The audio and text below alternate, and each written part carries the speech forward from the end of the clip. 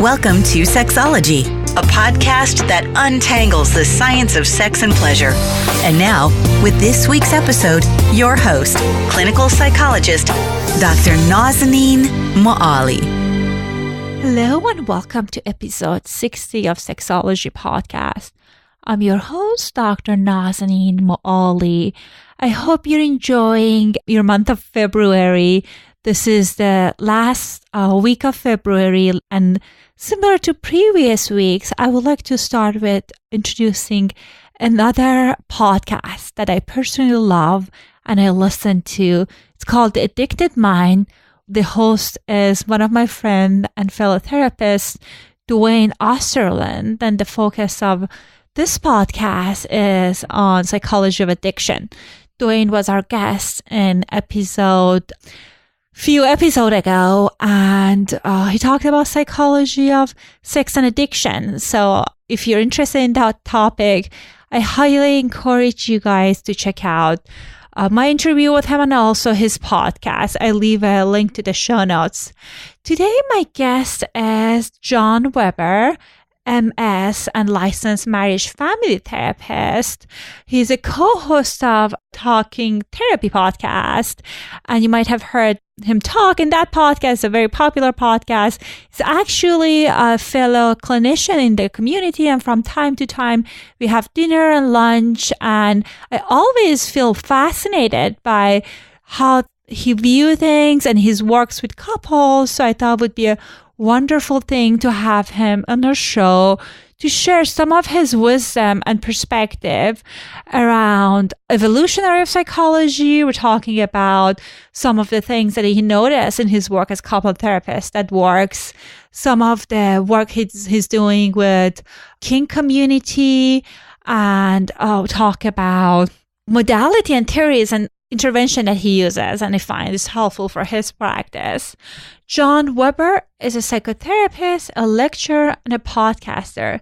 He holds a Master of Science in Counseling Psychology and a licensed marriage family therapist working in private practice in Manhattan Beach, California. In addition to working with adults, adolescents, and family, John worked with couples and has had training in emotionally focused couples therapy, and is a member of the prestigious Institute of Excellence in Emotionally Focused Therapy. John is also an Emmy-nominated producer of a documentary about pediatric physical therapy. Along with his co-host R.J. Thomas, John produces the Talking Therapy podcast, a very popular series, which has just had under 100,000 listeners and is enjoyed by therapists on every continent. Without further ado, here's my conversation with John Weber. Welcome back to another episode of Sexology Podcast. I am so excited to have my friend, fellow podcaster and therapist, John Weber on the show today. John, welcome to our show. Well, thank you very much. Very happy to be here with you. I'm so excited that you're here today. So for our listeners, a few days ago, we had this conversation over lunch about how we were talking about couple therapy, and John was sharing with me that how he sees things through the evolutionary psychology perspective, and how he kind of looked at the relationship through the lens of evolutionary psychology and how it relates to mating, bonding, and relationships. So John, tell us a little bit about how do you kind of make sense of that process? It's pretty broad. So first, let me say that I know it's potentially somewhat politically incorrect these days to think about evolutionary psychology, but I think it's important just for me, simply because I like it. I like to think about our ancestral roots, sexually, mating, where we came from, how we got here. And I like to study it, read it. I'm by no means an expert. I didn't do any dissertation on it. I just like to study it. It somehow can make its way into the counseling room, certainly by psychoeducation, very little. But just so you have a way of understanding where we came from as human beings and what we're faced with now in what I think is a quantum leap of mate selection, marriage, relationships, and all the various ways in which relationships are defined now in the beginning of the 21st century. We tend to flatter ourselves that we're masters of our own destinies and that we make important life decisions always through clear thinking and reason. But we cannot deny that nature plays a role, correct? Absolutely. I can see that. Yeah. So in that sense, I began to be interested in evolutionary psychology and just very interesting facts about it. And I also think about how that affects our modern world, the way we pick mates, the way we're almost programmed through the media, through fashion and music and art and literature. We're told what we ought to like. And the truth is, then we're going to be in conflict with what we tend to, in an innate sense, like. Right. So from what I'm hearing, it sounds that you see how our nature plays a role in all the like mating and relationships. So it's not solely nurture and our kind of drive as a human being to be different. So how do you see that in the couples? How would that play out? Well, for example, one thing I'm noticing with would-be couples, for example, we've gone through many changes. Women have, in fact, by today's standards, women get college degrees at a much higher rate than men. So if we look at our people just younger than us, roughly 60% of the college degrees are being earned by women, which is fantastic. I think that's wonderful, and we need more. But what's happening is we're also in the middle of this correction in how women have been welcomed into everything from education to the boardroom, whatever. We're finding that a lot of the young men are falling by the wayside. And I'm very curious as to why this is happening. Why? Certainly, logic would dictate there's room for everybody. So what are we doing where we're losing some of the young men? And so young women will come into my office, and I'm saying everywhere from, say, 18 up through the late 20s, where people are launching out and taking part in a prospect of love and belonging, trying to find a new tribe, a new connection, finding love and connection with people on all levels. They're really struggling to find men, and even though they're powerful women and successful women, they still have this desire to meet and have romance and potentially build families. And they're having a hard time. And then when I sit with many of the young men, particularly much younger, high school, college, a lot of them give a variant of the following thought, that they don't really want to be married. They don't see the need to be in a committed relationship. And the younger ones will mention, I have porn and DoorDash and I have gaming and I don't need anything else. So I'm very curious how we got there. And I think it's important that we look at ways to improve the way men and women can meet and develop meaning in their relationships. It's sort of essential, right? We need more people to keep going. Right. And when you talk about that, I was thinking about monogamy versus non-monogamous relationship, that how in nature we have like an animal kingdom, that monogamy not necessarily is not the only way, and how as human beings we're kind of socialized to be monogamous. So what do you think about that? I think, there's a lot of things to think about it. And again, you could look at evolutionary psychology and potentially find some answers. One, you would think about the fact that if you went back, depending on your view, let's just say thousands of years ago, but 10,000 years ago, maybe longer, human beings traveled in groups of roughly, anthropologists think roughly 30 to 35 people. Right. And you would be nomadic, and you would be related to half of these people anyway. And so your chances of having a mate would be fairly slim unless there was I don't know what the ratio men to women were, but you would be looking for a mate within that group. And I guess at some point people met up with other groups, which is probably, the invention of xenophobia. Here's someone that looks different than us. They have more men than women. We have more women than men. And, how is this going to play out? So I think that's one of the things I look at is how we began selection. So we know that women have an incredible sense of scent, being able to use their olfactory senses for scent. And this is believed to be, even now, when women say they love the smell of their man, and they're not talking about the newest cologne, they're not talking about an aftershave. They're talking about the scent of a man. And so in evolutionary psychology or in anthropology, we know that women have and have had this ability to smell a potential mate and to understand through their sense of scent his immunity, his ability to be immune to diseases. And so she would find him more interesting. And if she has a strong immune system, he certainly has ways of selecting.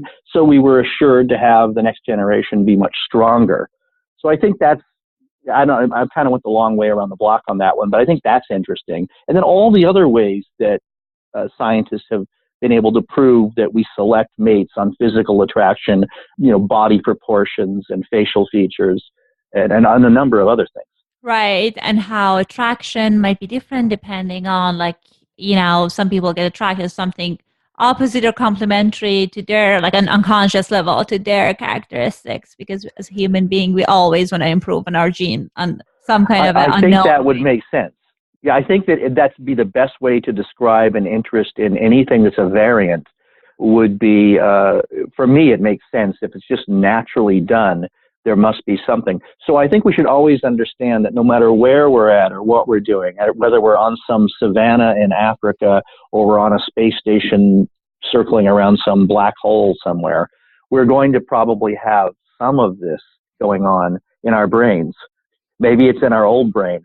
I think of human beings, it's like we are hardware and software. We're these bodies, but we're also the way our minds work, And as our frontal cortex has expanded and grown, it's almost like we get programming updates. But we're still being driven partly by that primitive drive. Yeah, and it's interesting then if we're looking at the relationship through that lens, then how would you make sense as far as what's your experiences when, as a clinician, when you see that when there's infidelity in a monogamous relationship, do you feel the notice it's more painful for women or men, or how is your view of that if you want to take a look at it from evolutionary perspective? I don't know if I could really connect it. I mean, it may come to me, but I would say that in the cases I've seen, I've probably seen more cases in which the man was the one who was the unfaithful partner.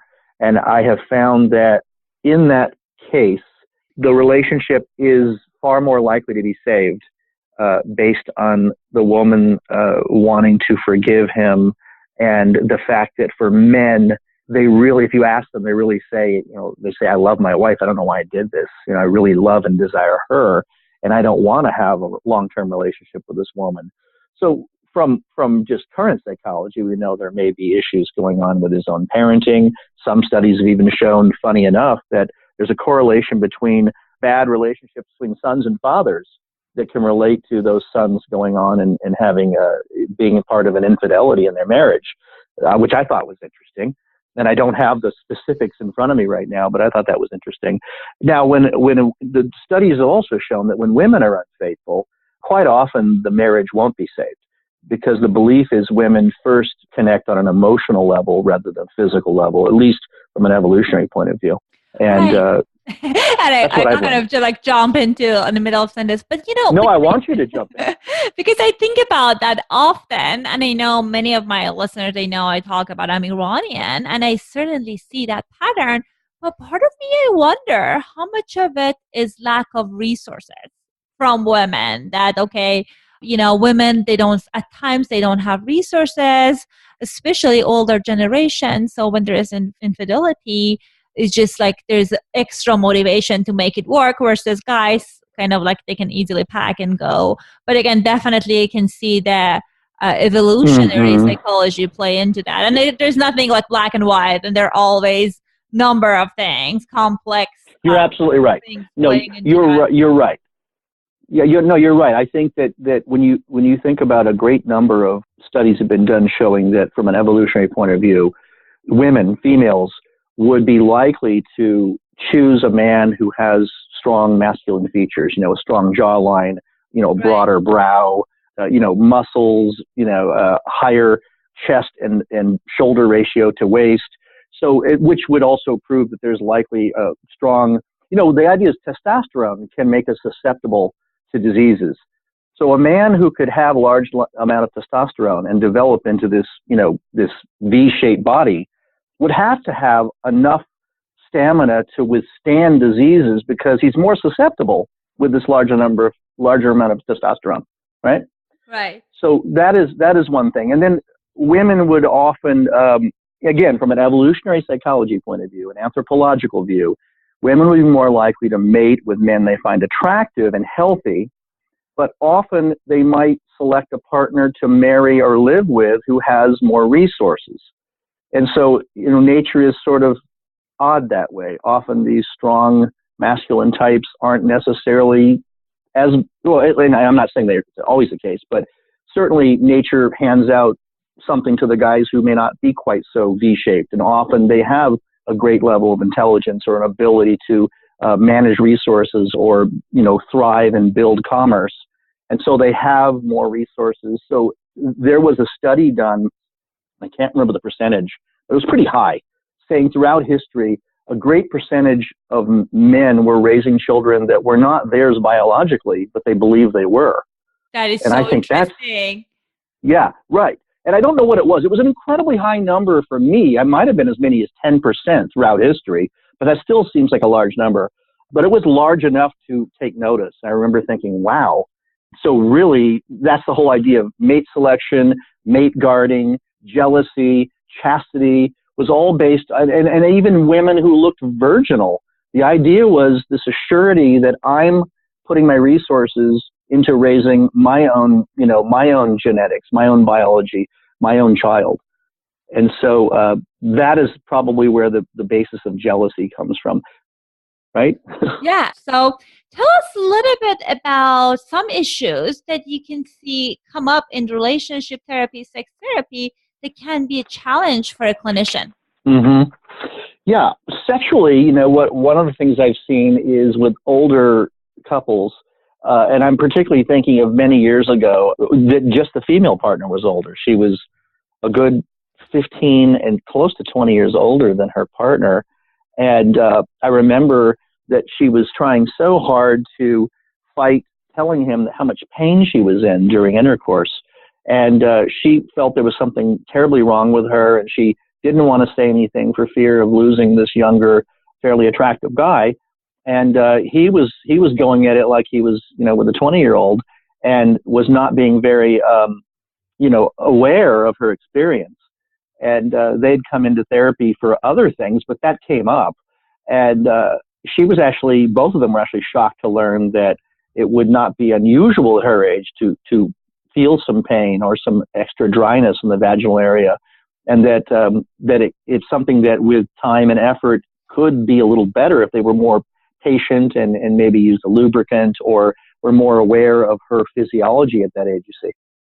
And you brought out an excellent point. You talked about how they were coming to therapy for other issues. And I see it all the time that people are going into couple therapists or individual therapists to address an issue. And at the root of the issue or one of the main presenting problem is the sexual challenges and sexual disorders or lack of compatibility or like physiological things related to sex. But many therapists, they just don't talk about sexuality. Why do you think is that an issue? Because I think you're one of the few therapists that assess all of these challenges. Yeah, I agree. I think we as therapists, and when I say that, I mean clinical psychologists, marriage family therapists, licensed clinical social workers, licensed professional counselors, as a whole, when I talk to people, to my peers, many of them have suggested either they're a little uncomfortable because they don't think they've had enough training in grad school, or they don't go too deep into it. They'll talk a little bit about it, talk around it.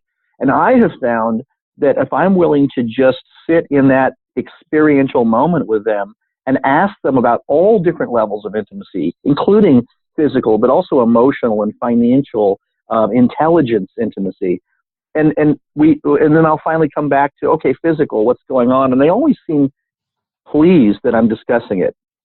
And then things will come up like, well, we haven't had sex in a long time, or he can get an erection, but he can't ejaculate, or or he's tried Viagra and that's not working.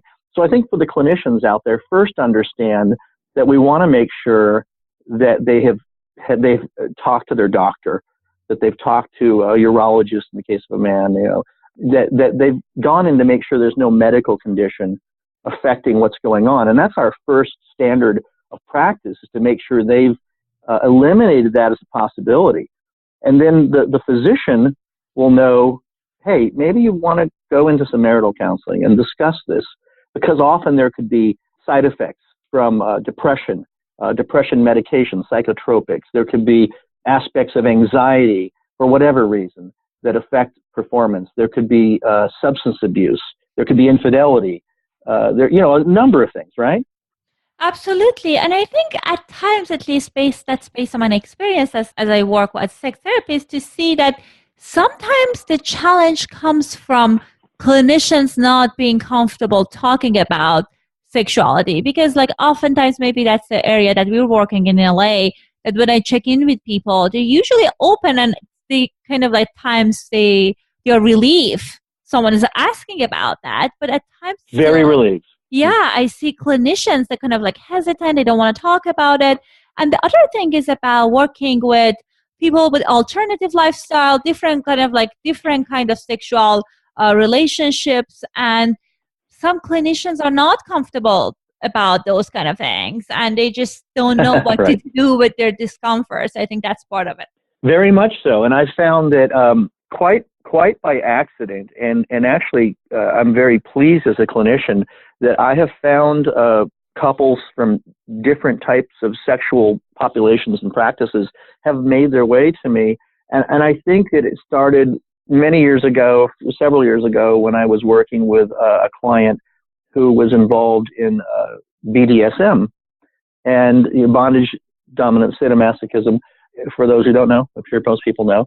And in the session, the client shared aspects of their life that centered around the relationship. And they were pleased that I didn't spend a whole lot of time trying to pathologize them, but rather tried to find connections between experiences that this person had had with their own caregivers in terms of mirroring and modeling and caregiving, nothing untowards, and how it played into how they sought partners in later life, the types of partners, the types of sex activity that they felt comfortable in. In that time, I learned little things that I didn't know, and learned a little bit about BDSM. And people must have just spoken, because then, I'd get a few more. And early on, I had a family that there was a polyamorous relationship going on. So it was one individual with two other partners. And so that was sort of new for me. And I think still is. I'm still sort of getting used to that. And then also I had a chance to work on a study in grad school with what's called the lifestyle. And for those who don't know, that would be, swapping of partners. And so, even recently I had someone call, and they were very careful, saying, I'm just looking for someone very open-minded who won't judge me and won't try to tell me that I'm living this wrong life. I just really want to work on my relationship. And when they shared that they were in this lifestyle, I was able to say, yes, I'm familiar to a point, and I was able to identify this person, how they would be identified in the lifestyle. And they were surprised that I knew, and booked a session with their partner and came in and were able to process the relationship. See, that's what we as clinicians should be looking to do, is giving everyone a place to talk about human relationships. That's the primary driver in our lives, is our relationships. And you can decide whether you want to pathologize someone's view of sexuality, but for me, there's no place for it. I can't be helpful if I'm sitting in judgment of people's ways of professing their love or their sexuality. And to really get to the relationship, you have to sit with the people, hear their stories, and be non-judgmental. I agree with you. And I love when you're talking about focusing on the relationship, because at time, what I notice with some clinicians is that because there is a value discrepancy between them and the client, they just pathologize the situation or the relationship, and they just go on to correcting the behavior when there's not necessarily any challenges, and that's the lifestyle is working for them, and that can be very frustrating.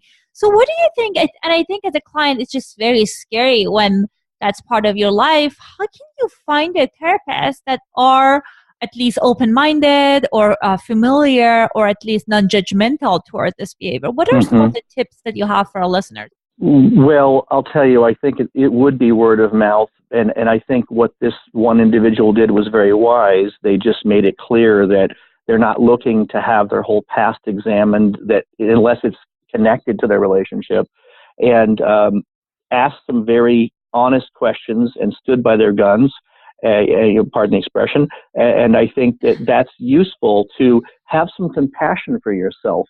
And what you should have in a good therapist is one who first has empathy for you as a fellow human being. I believe strongly in the concept of unconditional positive regard. And I think that for me, I must enter the subjective experience of my clients. It's not important that they understand my experience. If I understand where they're coming from, then I can answer the questions. Why are they doing what they're doing? Why are these symptoms coming up? What are they communicating? And I don't know any other way to help people without caring about them and taking an interest in the narrative they're telling rather than the one I want to tell. So if you're a clinician and you tend to pathologize people, including people with personality or so-called personality disorders or so-called schizophrenia, what have you, I think you need to get yourself into either your own counseling or some peer work and really take an account of what you're bringing into the relationship as a therapist, as a counselor. You'll better serve your clients if you just have empathy. Exactly. And I think at times it's important to, as clinician, we develop this kind of a self-awareness. I know when I was doing the sex therapy training, one of the training requirement was that to go into this sexual assessment trainings that you get exposed to a number of different pornography and we were processing with the other therapists and supervisor our reaction to different genre of porn. And not necessarily everyone can work with every kind of population, but I think it's important to be aware of our own biases and just kind of see if you can pass through people's differences and work with the relationship as you were talking about. Yes. The same thing I would tell my patients, my clients, I would tell my peers, always make room for the unrevealed. Don't decide everything, including your own views on things. And when your own views are coming in, really begin to understand, is this coming from the client or is this my stuff? And when it is, find a way, you have to stay in the role as the therapist, but try to get more in tune with their subjective experience and then seek some peer review or counseling, do some reading, do some soul searching. And if you really can't be helpful or you think it's impossible, and I've seen clinicians just feel it's impossible, then, you need to refer them on, and because they deserve the help they're looking for. They deserve the relationship in therapy they're looking for. And it's okay. You have to have compassion for yourself too if you have to step away. Right. And I know you're excellent with working with couples. So what are some of the theories that you find useful when you work with couples in the room? That's a great question because it's evolved a bit. Obviously, I will never lose my interest in John Gottman's work. I think there's a great deal of value there. But it wasn't enough for me, and I then sort of fell into imago therapy, which I liked. Very many things about it. I don't know much about that. What is that? Well, that's Harville Hendrix and his wife, Helen LaKelly Hunt, I believe it is. She has a PhD as well, so we don't want to forget her. And the imago dialogue, and it's really rooted in attachment, obviously, psychodynamic and attachment. And then when I worked with families, I was using Salvador Minuchin's structural family therapy. So then when I ran across emotionally focused couples therapy, and I met Sue Johnson. In fact, she was a guest on my podcast, and she invited my co-host RJ Thomas and I to attend an externship with her. I really began to see that a strong basis for me is that relationships are our primary drive, that if we have insecure attachment or some some obstacle blocking the attachment channel. That's the key with the couple, is getting them to own their own stuff and share it with their partner. Sue Johnson talks about this as being a couple's dance, and it very much is like a dance floor. We have primary reactions to things that come up in our relationships, and those are so painful that we create secondary reactions, and it might be we feel unloved and not valuable, but it may come back as anger and conflict towards our partner, or we may feel useless and not valuable, and so we may develop a high level of anxiety that gets in the middle. So I think that the work of emotionally focused couples therapy has been great. More recently, I've also begun to look at some other concepts. I do my best not to shame anybody. I try not to take sides, but I try to invite the clients to be aware that what they're doing creates tension. Coming into the room is great. I think there's a lot of bravery and curiosity to people who come into counseling. It's not the sign of the end of a relationship. It's actually potentially a rejuvenation. And so when something comes up, I will say to them, hey, I wonder if you know what you just did there. Do you note the reaction that you had when you said that about your partner? Or you may ask them if they can describe the pain they're having in a way that doesn't make their partner look bad or feel bad, so they own their own pain. You remind them that they've been talking about hopes and desires, and you wonder if they can share these with the other person rather than just with the therapist, to look at their partner and knowing that it might not immediately work out for them. But the importance is they're there working on it together, and there's a lot of power in that understanding, and it helps what we all would know as healthy differentiation, when you can say, I don't quite agree with you, but I'm here in the tension, learning from you and sharing with you, see? And that's healthy differentiation. So when you're talking about that, I'm kind of thinking about several clients that usually, like I see, when I see couples, it's mostly around sexual challenges. And I know when there is sexual infidelity and like all kind of infidelity, there's this rupture in the relationship. And I bet you've seen number of like similar cases that there was like a third person involved and there was just some infidelity and sense of betrayal. How often do you see people can work through that and kind of like reconnect and repair the attachment that they had? Numbers wise, it would be hard to say. I would say I'm always hopeful to get to that place with a couple.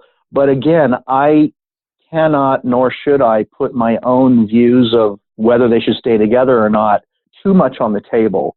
That's my countertransference. That's tying into my own losses and gains in relationships. So I really try to stay with them and be curious what's going on. I try to point out lethal statements that come up, because lethal statements will create regression in the session. Whether it's hidden or obvious. Sometimes it's hidden statements that aren't really that, not really conscious that they're doing it. And sometimes it's very conscious. It's very obvious what they're saying. And so I try to attend to that, that's pretty lethal. It sounds like you're in pain, because revenge doesn't take any skills, right? Absolutely. It's just being nasty and you're expecting nothing back, you know? And so that may be an indicator to how they've worked together. I think it's going back to John Gottman, the Four Horsemen, the only one that really, if I remember correctly, the only one the Gottmans stated in their love lab that was dangerous is contempt. That point when you roll your eyes and you're done. You can come back from the others, right? Criticism, defensiveness, and stonewalling. Right. But the contempt was the one the Gottmans posited that was the death knell for the relationship. And I think the other thing is, if you're sitting, it just came up recently, a client's telling me, my guy is sitting around eating a bucket of chicken and smoking pot nonstop, and he won't shower till the end of the day, and then he wants to go out and drink. And she says, I'm finding him extremely unattractive, right? Absolutely. And he's like, I don't get it. I'm just, I work hard and I'm doing this. And she says, well, this is not what we were, and so we evolve, right? So we used to die, sadly. And I do my own family history. So many women died early in childbirth. I mean, really young. We died through wars. We died through horrific wars. We died through poverty and starvation and disease. And in our modern world, we're not really dying as much from those things as we used to, and we're living longer. And so one would wonder, how many people really can stay married for 65 years, right? Right. That's so true. You might have 2 or 3 relationships. But, the point is, and Sue Johnson said this best, really. She tells a story, it's an old Celtic story of a couple trapped at the end of a tunnel, and a dragon is coming down for them with breathing fire and gnashing its teeth. And they know it's getting closer and closer and closer, and they know eventually the dragon will reach them, and they'll be consumed or burned. And in the darkness, they reach out for each other's hands, and they find each other. And even though they know that it's the end, they know they're together, and they have a certain level of comfort by this secure attachment. What a beautiful analogy, yeah. It's a beautiful analogy because that's really what life is. Now, if you're alone and you've never had secure attachment, and you're reaching out for that partner, and you're looking, and as Sue says, where are you? Where are you? Where are you? I'm reaching in the dark for you, and I can't feel you. Then our level of tension and anxiety and remorse and maybe a life that wasn't lived fully comes up. And I think that secure attachments in the relationships are not just sexual. That's an ebb and flow. It's a much deeper and longer lasting value in life to share it with another human being, whether you're planting a cactus or making tea or enjoying your grandchildren. There's far more to mating, to being a couple, than just the sex. Of course, sex is extremely important. But I think that, and many have said it before, the most powerful and greatest sexual organ is our brain, right? Our brain is the housing of all romance, right? Right. I love that. And I think just that is so true that I think though with attachment, when people's attachment get deeper, at times the initial sparks kind of dies down as the connection gets deeper. But I think it's just like, it's a matter of like tuning in to this new level of intimacy. And I think that's really important. Nature is getting this feeling going because nature's goal is to propagate itself. Nature's goal is the fact that biologically we serve one purpose, really. I mean, we procreate and then we raise our young and protect them. There's so much more to us, but nature is just interested in that. And we do that. And, and when you look at couples, and again, it probably is a Gottman type thing, but you can look at couples and you can see the passion and that will wear off. And then usually there's another stage where there's the first big fight where people don't talk for weeks or days, right? And then they get back together. That's the classic boy meets girl, boy loses girl, boy gets girl back story, or girl gets boy back, however you want to look at it. And then, they kind of go along but usually by that time, at least most people in history had gotten married during the passion. And so when the passion goes away, they think the marriage is over, and then they have the big fight, and then, they just sort of are distant forever. But those people who can come back together and make up and realize that, hey, you're silly about that, but I still love you, or I think you're completely mad about how you look at this, but I still love the way you do whatever. I like the look of your hands when you're doing something. I like the way you always have a pocket full of peanuts or something. Whatever we admire about each other, I think it's when we get to that point that we love our partner unconditionally. That's when true marriage starts. It's not when a certain religion says or whether a state stamps your marriage certificate. The true marriage starts when you can accept them fully and allow the ebb and flow of sexuality and know that it will always come back if you just, plant the seeds and water and have good soil and both of you are tending the relationship.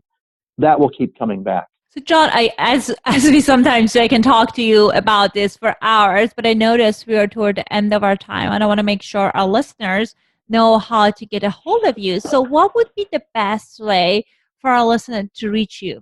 I think the best way, if someone wants to send an email, my email is therapyworks@gmail.com. So therapyworks is all one word, but works has an I in it instead of an O. So therapyworks with an I @gmail.com. That's probably the easiest. Our podcast, RJ Thomas, a fantastic clinician and good friend of mine, really great guy. He's my co-host and co-producer. That is the Talking Therapy Podcast. It's available in iTunes. It's available on Stitcher.com for iPhones or Android. I think it's talkingtherapypodcast.com. I think you can usually find us there. We have a homepage, it's too long to tell you. And we're on Facebook too. So if you look up Talking Therapy Podcast on Facebook, there's a blog. So any of those ways would work. Excellent. And I'll make sure I leave a link to all of those emails and the different links that you mentioned in the show notes, so our listeners would be able to just click there and find you. And thank you so much for your time. This was wonderful. Oh, you know what? It really was. And thank you for going into the weeds with me. I tend to go off topic a lot, but I appreciate people that can tolerate that. Sometimes good things happen. No, I love that. It's like the content was great. Thank you. You're very welcome. Kind of you. Bye. I hope you enjoyed my conversation with John. It's always interesting for me when I hear about assumptions that people have about couples therapy, even psychotherapy, and especially sex therapy, because as you guys know, one of my specialties is sex therapy, and there's just so many misconceptions about the issues that people kind of address in sex therapy sessions.